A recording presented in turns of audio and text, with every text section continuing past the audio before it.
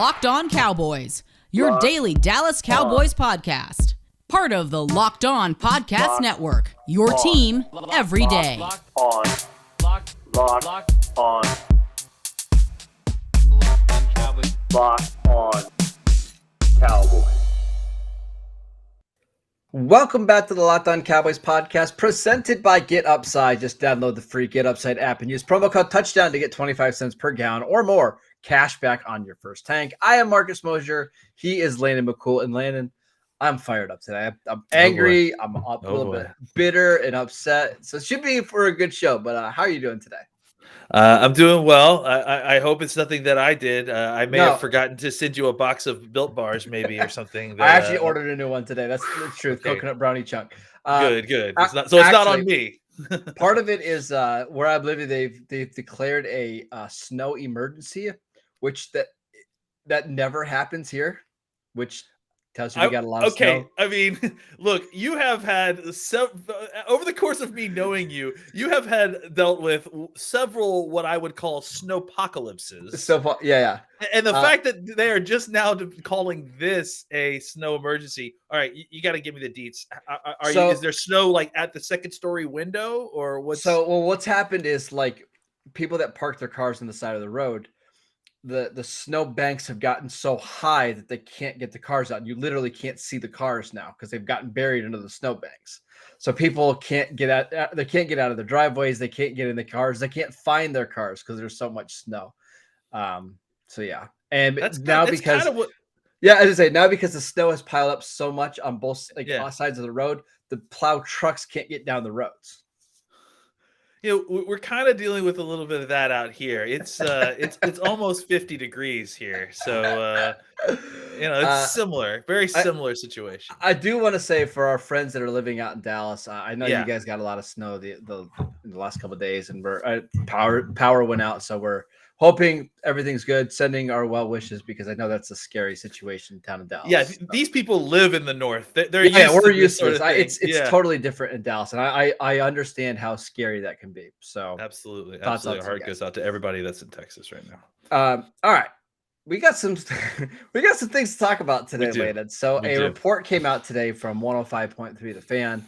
That the Cowboys are trending in the direction of releasing Amari Cooper and Demarcus Lawrence ahead of free agency in order to save cap space. And that has me upset. So we're going to go at these one at a time. But in general, what do you think about the potential of these two moves? Well, I mean, the potential of them, I'm not a fan of, obviously. I mean, I think, with Cooper, I think they are different. I think I would probably be more upset if they couldn't figure something out with Lawrence. With Cooper, I actually disagree with that, but we'll get back. Well, I mean, let me. The financial side of Cooper makes more sense. Correct. Let's clear that up really quickly. So they can cut Amari Cooper and save $16 million with $6 million in dead cap space. If they cut Demarcus Lawrence, they would only save, I believe it's like $6.5 million. So financially, it makes more sense to cut Cooper. Yeah.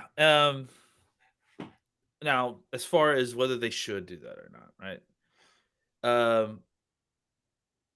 I think you and I have been discussing this over the last few weeks since this is, since a playoff game and just the kind of way that the offense never was able to turn back over. It just felt like it was kind of an idle for a long time. And part of what we kind of talked about was the fact that we felt like we weren't getting enough, I'll speak for only myself, that I felt like we weren't getting enough out of Cooper in the offense. And to me, that is not just a Cooper problem. That's just as much equally a problem with the play calling, with maybe the quarterback involved in there. This is a three-pronged issue to say the least, right? Mm-hmm. Cooper has his own side of that. Cooper has an element in there that he's responsible for. There are issues that I've had with the way at times when he's played and some of the decision making that he's made. But I'm not necessarily advocating for Cooper to get cut. I think the idea is that if you're going to pay Cooper the amount of money that Cooper's being paid, then you probably should do more to try to get him involved. And my other side with Cooper there is that I hate that Cooper, in order to get involved, has to be like kind of force fed the ball early in order to be put into games. Like that part I put on Cooper a little bit. Let's talk about that, because I think that's interesting. When a receiver's not getting the ball early, we have to start talking about like force feeding the ball, because we did the same thing with Dez like in 2014, right? Like, why don't the Cowboys get the ball to the receivers more often? Is it really force feeding, or is it just getting them more involved in the offense? Because you watch the Rams, they'll open a game with 3 targets to Cooper Kupp in the first 5 plays. We don't call that force feeding. We just call that's their offense, right? Let's just get him touches early on. I think the difference is that the way that the Rams do that. And again, like the Rams get Cooper open and design plays specifically to free him up. I think what's happening with Cooper is that they're running normal plays, and instead of going through the full progression as the play is designed, Dak's just going to Cooper, and I think that may be the difference. Again, all of this is to say, I think I would rather tinker with this to get it back to right than trying to completely move off Cooper. The thought process was if this is the offense, and the offense is get the ball to who's open, then to me, it doesn't make sense to have a guy on your team that's making $20 million a year to be your number 1 wide receiver, because that doesn't fit what you're trying to do on offense. But I'm not necessarily advocating to go that route. I'm just saying the two of those things don't seem to mesh well together, right? Which is fair, but at the same time, I think this is an offense that's very reliant on guys beating one-on-one coverage, right?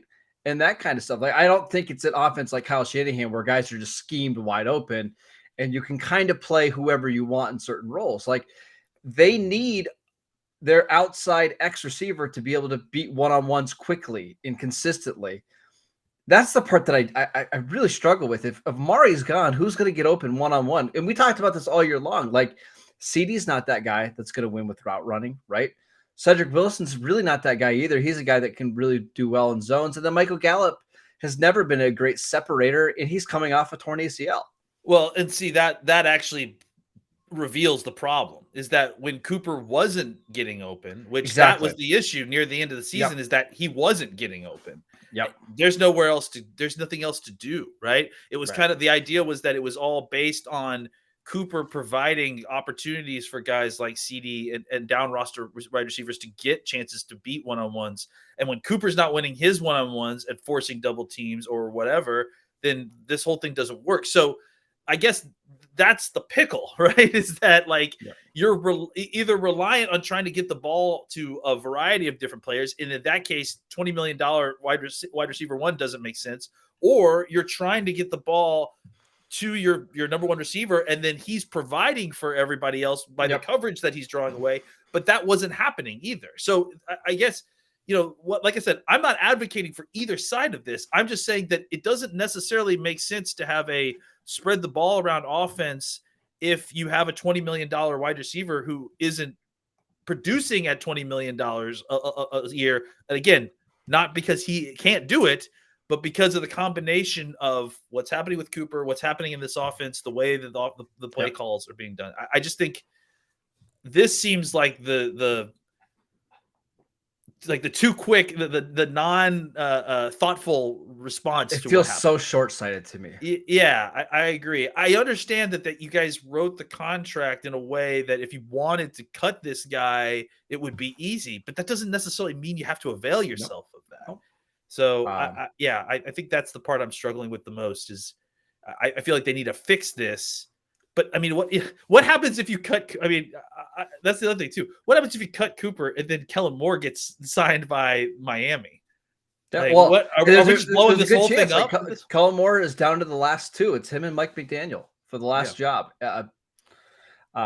I want to dive in more to this Cooper stuff because I've got some additional thoughts I want to add. But before we do that, let's tell you guys about Get Upside. Our listeners are earning cash back for every single gallon of gas every time they fill up.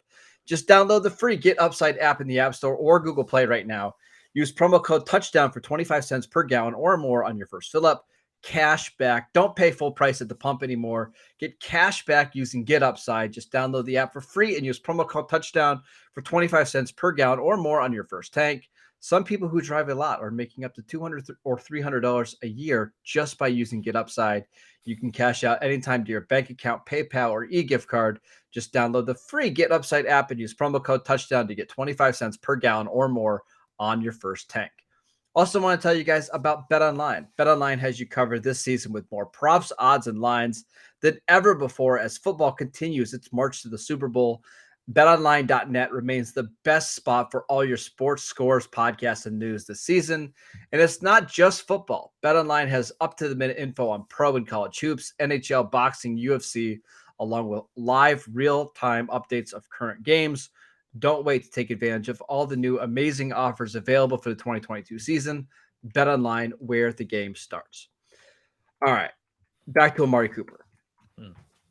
I just want to take a look at Cooper's career quickly because I think we kind of forget. Like, I really feel like in a lot of ways, Amari saved Dak's career. If you look at Dak's numbers, the last 17 games before they traded for Amari, okay, so that's a full season. He averaged 6.7 yards per attempt and had a passer rating of 82. He was not playing well. He was in a huge, huge slump. Since they've traded for Amari, since that one move, his yards per attempt are up to a 7.9, which is second best in the NFL, and a passer rating of 101.8, which is the third best in the NFL.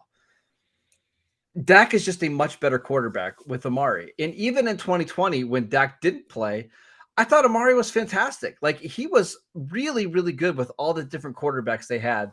And he was pretty healthy that year with Andy Dalton, with Garrett Gilbert, and Ben DiNucci. It was 1,100 yards, and he won him some games like that Minnesota game with Andy Dalton as the quarterback. So if the goal here is to surround Dak Prescott with talent and make him, allow him to compete with some of these best quarterbacks in the league, taking away his best receiver, I don't know how that helps anybody.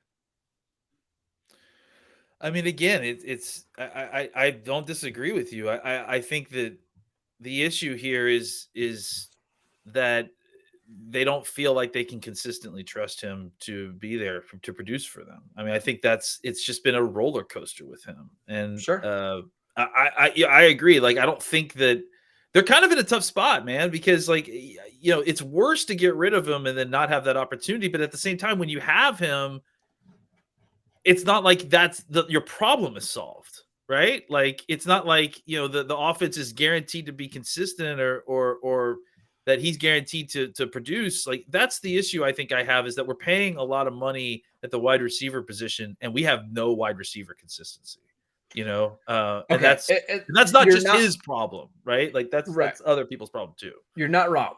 Well, let's play this out. Amari, let's say they do this, they cut Amari. And what's the next step?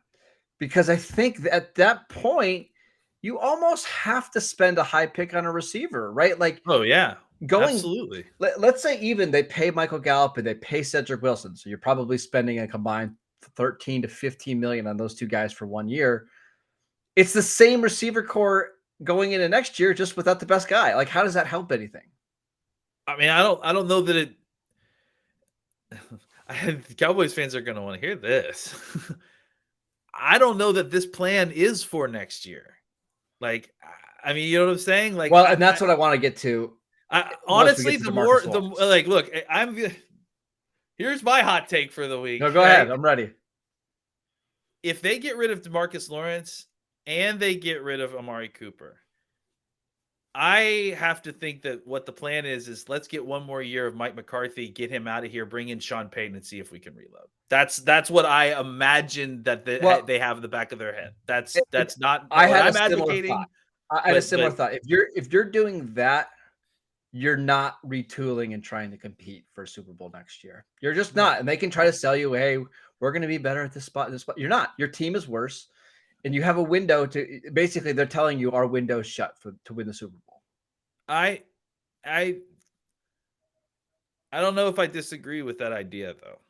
You know, I mean, here's the thing. I totally, like I said, I'm not advocating for them for them not to tank or anything like that. But I think that there's a legitimacy to the idea that they're not going to be able to reload the way that everyone hopes they can to make a Super Bowl run the way that they did this year. It's going to be very difficult. So maybe what you do is you finally do some sort of small rebuild like this team frankly has been avoiding for over a decade. So how did we get here though? How did we get to a spot where they need to rebuild though? Because because they had the best chance that they had in over 5 to 10 years, and they completely screwed the pooch when they got to the playoffs. But I feel like though it's a combination of a lot of other moves that they've made, right? Obviously they did not play well in the 49er game, but you don't cut Demarcus and Lawrence and Amari Cooper just because you lost a playoff game. No, you do it because you've made some other mistakes along the way. You do it because you spent half the season without those guys anyways. We're still able to win at different points. And both of them, despite being incredible players when they're on the field, again, they're not providing consistent play for you. I love both of these guys. And I'm not advocating. Let me be clear. I want both of these guys to stay. I don't want anyone to cut these two guys.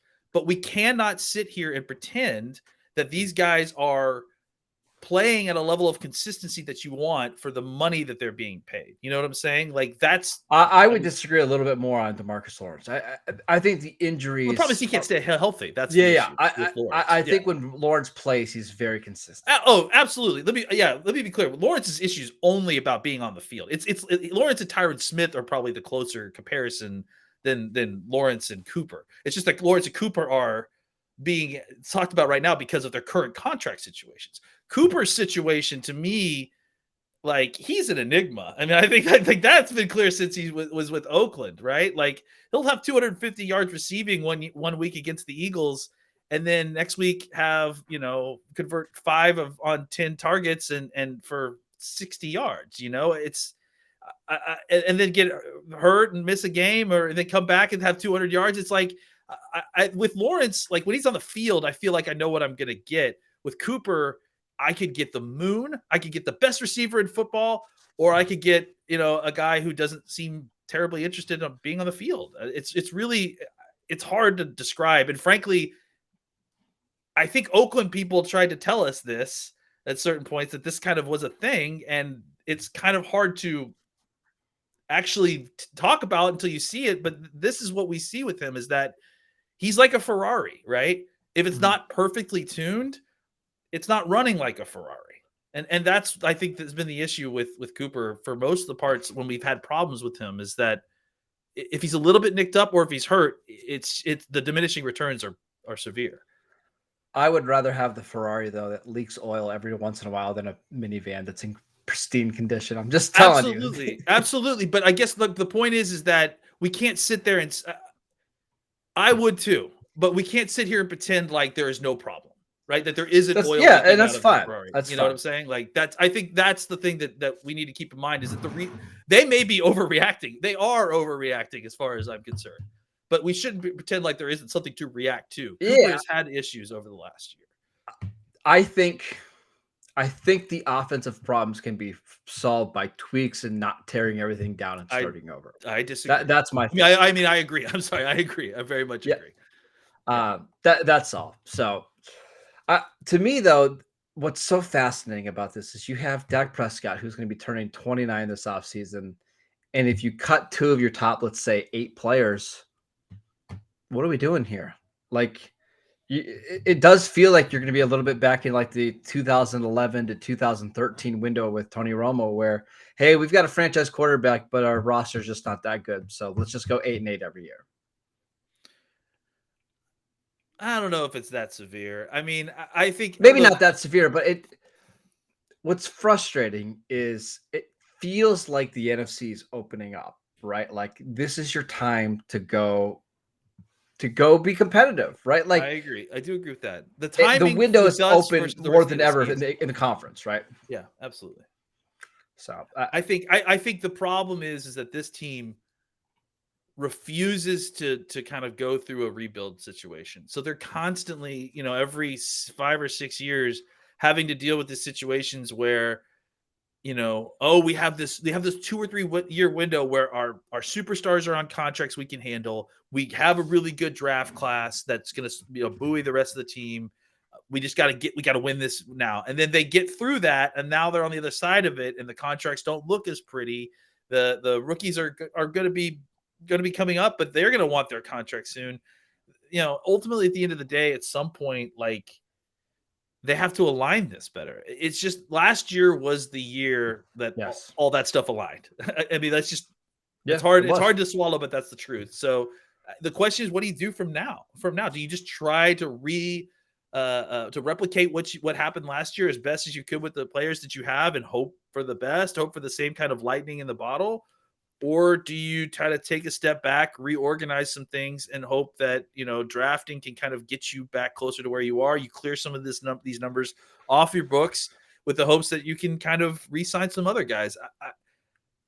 These aren't good answers. Neither one of them are good answers. No. So, I don't like either of them. But I mean, that's where we are. Here's what I wouldn't do, though, Landon.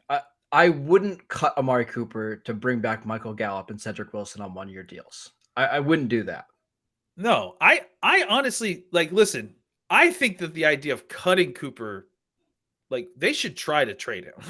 Even if it's for nothing, the idea of just cutting Cooper sounds dumb to me. It is. So, I don't disagree. And if you're going to do it, just re-signing one of those two guys for 1-year prove-it deals, that's not going to be enough for your offense. You're going to need to take one of those draft picks, definitely one of those high draft picks, and pick a wide receiver, and then probably sign another guy in free agency that's out. Use some of that money. So, I mean, the whole problem with this, with kind of, it's not just that you're cutting Cooper; it's that you're kind of realigning the way that you want this team to win. I mean, the whole idea was this team was supposed to score a bunch of points, and this defense was going to be good enough to keep them in games.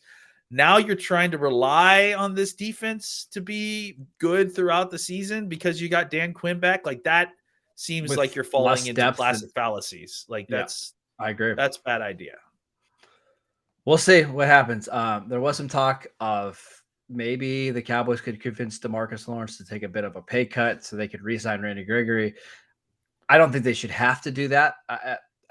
Listen, if that's the only option to keep Demarcus Lawrence, sure, try that. But I don't know.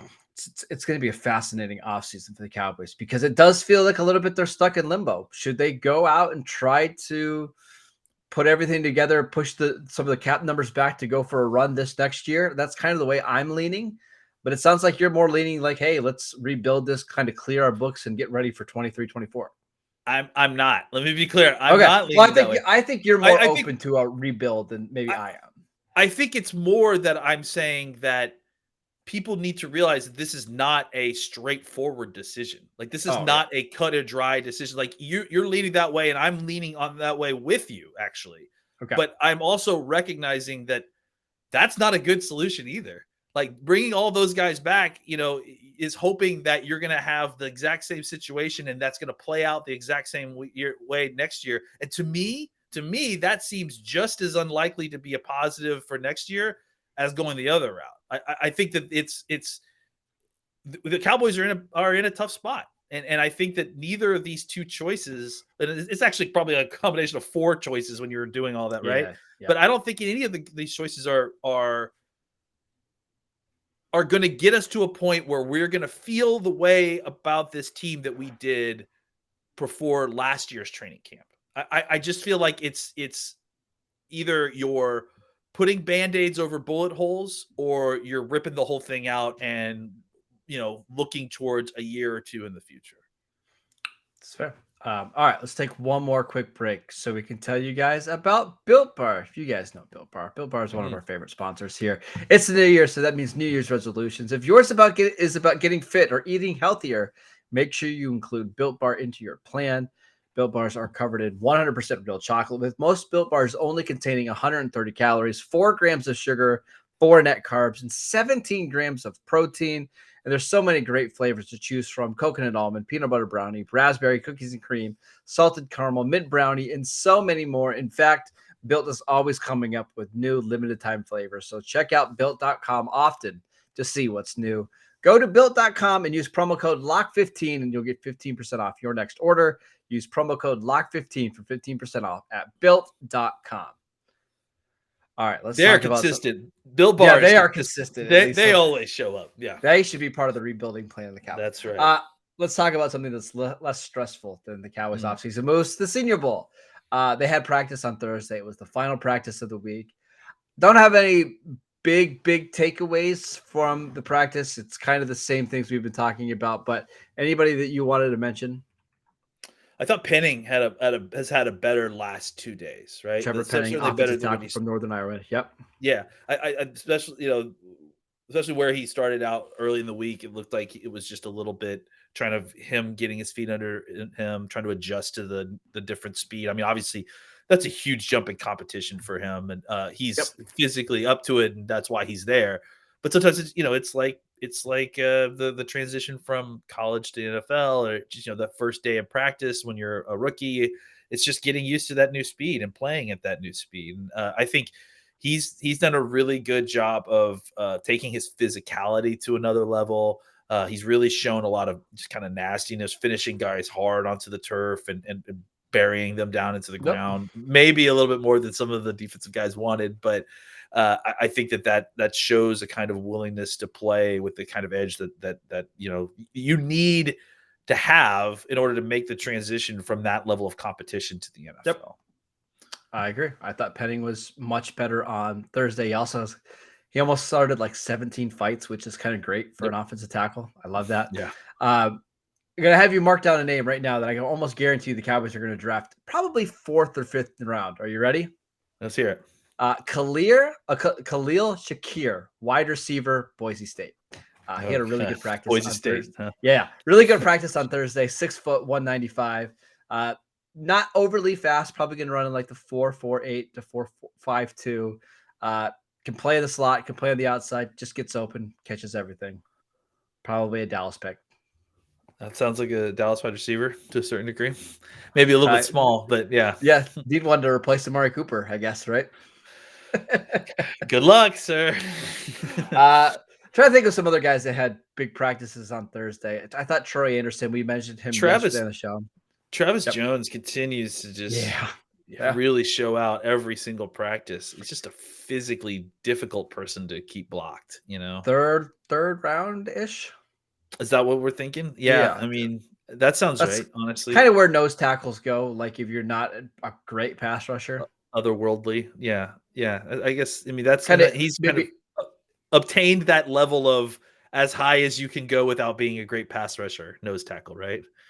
Yeah, feels like in the same range as like what Osa went last year, right? Probably. Yeah, that sounds right. Listen, I think Travis Jones, like if you defensive tackle UConn, if you draft him in the 3rd round, he immediately replaces Quentin Bohanna, and you've got an actual guy that can hold up against the run and give you a little bit of pass rush if you need it. I think that would be a great pick for Dallas. Winfrey from OU, obviously we talked about him yesterday. He's obviously another guy. Who's the kid from UCLA? Is his name Anagbari? Yeah, I was watching the Senior Bowl tape with my brother yesterday. I said, "Oh, well, there's another UCLA defensive lineman that I'm going to love." I liked him. He had kind of a little bit of inconsistent pad level at times, but I think physically, you look at him, you're like, I could work with him, right? Yep. I definitely think he might have something. Yeah, that's it for the Senior Bowl, though. Do you care about the game really at all? I mean, we talked about this a little bit yesterday, but you look back at like some of the guys that perform well in that game, and it doesn't necessarily translate to the NFL. I don't know. Well, the other thing too is that when we look back, the problem is that it's like you have these guys kind of rotating in and kind of unregulated manners. So it's really difficult to kind of parse who had a big game other than seeing who had the biggest numbers. But you may have the biggest numbers because you're the 3rd worst quarterback and you played the entire second half, or you know what I'm saying? So I think the game can show you some stuff, especially on the offensive and defensive line a little bit, just to kind of see how they perform in full speed takedown, linebackers tackling, running backs tackling, that's being tackled, that sort of thing. But you're right. For the most part, the diamonds in the rough are found in the practice tape.